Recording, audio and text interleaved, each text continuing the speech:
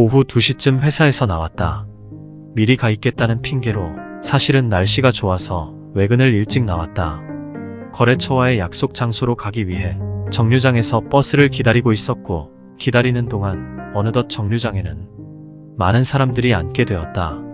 한 어린 학생은 핸드폰 보는 것에 정신이 팔려 버스를 놓치진 않을지 괜히 신경이 쓰였고, 그 옆에 검은 정장을 입은 멋쟁이 노인분은 큰 짐을 안고 계셨는데 들어드린다고 말할 용기가 나지 않아 선뜻 말을 하지 못하였다. 버스가 왔고 나는 가장 먼저 왔지만 가장 늦게 올라갔다. 버스에 올라타 남은 자리를 찾다가 맨 뒷자리 창가 자리로 갔다. 봄날 창밖의 모습은 마치 수채화와 같았다.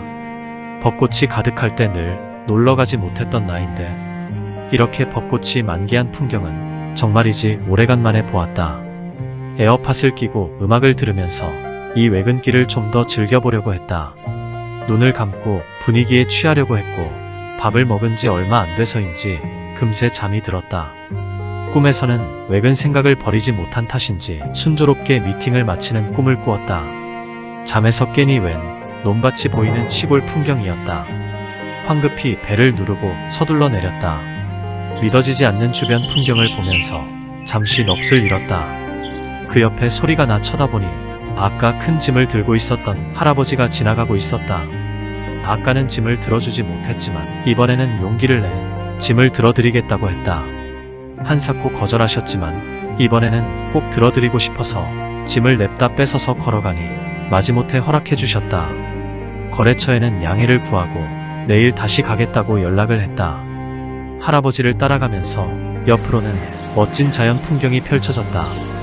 평소에는 맡지 못했던 시원한 공기와 시골 특유의 향은 너무나도 좋았다. 생각보다 할아버지 집은 멀었지만 그래도 이 길이 좋았다. 할아버지는 무슨 생각으로 이 무거운 짐을 들고 가셨던 것일까? 대체 어떤 짐이냐고 물어보았지만 나에게 알려주시지 않았다. 걷고 또 걸어도 할아버지 집은 나오지 않았다. 너무 무거워서 중간에 쉬어가기로 했다.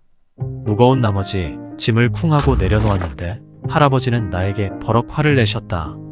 억울한 표정을 짓고 있었는데 풀어진 짐 사이로 할머니의 영정사진이 보였다. 할아버지께서는 장례식이 끝나고 짐을 들고 홀로 집으로 돌아오던 것이었다. 짐 속에는 할머니의 유골함과 장례식장에서 쓰였던 이불 그리고 영정사진이 있었다.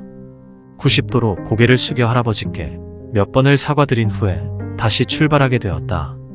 이후로는 할아버지와 가면서 이런저런 이야기를 하였는데 장례식장에는 사람이 없어 음식이 많이 남았다는 이야기와 장례 절차가 너무 어렵다는 말씀을 하셨다.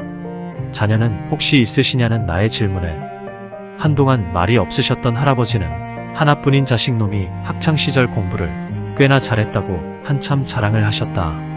근데 왜 아들이 아버지를 모셔다 드리지 않고 어디 갔느냐고 물었는데 그 질문에는 대답이 없으셨다. 어느덧 할아버지 집 앞에 도착했고 마당 정자에 짐을 내려다 드리고 작별 인사를 드렸다.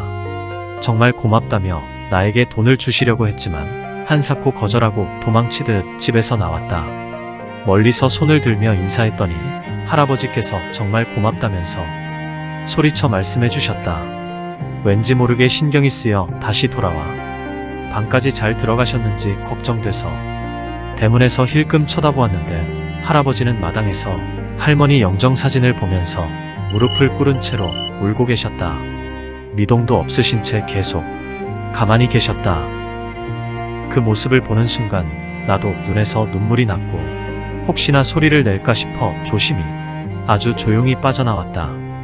그리고 난 다시 버스 정류장으로 걸어갔다. 사는 건 참 어려운 것 같다. 언젠가 맞이할 가까운 사람의 이별이라는 것은 어떤 식으로든 피하고 싶으면서 동시에 미룰 수 없는 가장 큰 숙제 같은 기분이다. 슬퍼할 시간도 없이 담담하게 장례식부터 처리해야 하는 그 순간은 정말 미루고 싶다. 돌아오면서 잘 보니 이곳은 내 미팅 장소와 몇 정거장 차이가 안 나는 곳이었다. 어느덧 정류장에 도착해 버스를 탔다. 만약 내가 지도부터 봤으면 약속을 미루지 않았을 텐데 하다가도 내가 이곳에 내리지 않았다면 할아버지는 그 무거운 짐을 들고 낑낑대면서 힘들게 가셨을 텐데 참 다행이라고 생각했다. 회사 팀장은 내일 나에게 뭐 했냐며 혼내겠지만 그래도 꽤 괜찮은 하루였다. 다음에는 할아버지 댁으로 막걸리 하나 사들고 방문해 봐야겠다. 고민과 과자는 씹어버리자.